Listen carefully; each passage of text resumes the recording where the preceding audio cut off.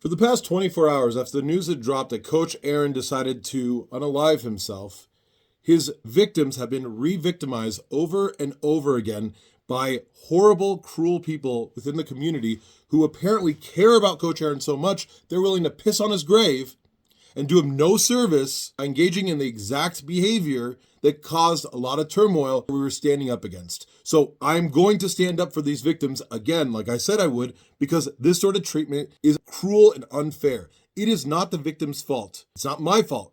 It's Coach Aaron's fault. Coach Aaron decided to get a bunch of death threats slewed at me and the victims' children for speaking out against his abuse, his well-documented abuse. And we know the only reason they didn't press charges at that time is because they were intimidated by the school. They already contacted the police to charge him for his crimes, and he killed himself before he could be held accountable.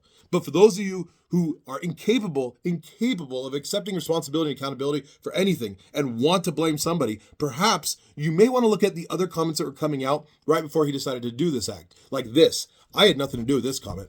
I never said or posted anything about this, but this might be the reason that would lead someone to himself. I remained respectful all day while I received a barrage of death threats and misappropriated anger about what Coach Aaron decided to do, rather than putting the blame where it belongs with people like Coach Aaron and Vernon Reeves, who allowed him to get away with his garbage over and over again and never held him accountable. You're only proving us right. You're only proving us right with our concerns. You're only proving us right about how abusive the district is. The child that I was standing up for was already at risk of doing what Coach Aaron did. That's why I stood up for him so hard, and that's why I'll continue to as well. Is this a solution? Dislocating this kid's hip, Principal Vernon blaming the kid for it, kids having all of these issues as a result of this, and now they're attacking him more? Are you guys satisfied? Are you done proving us right? How are you going to make it up to the victims that you guys have been threatening for 24 hours straight?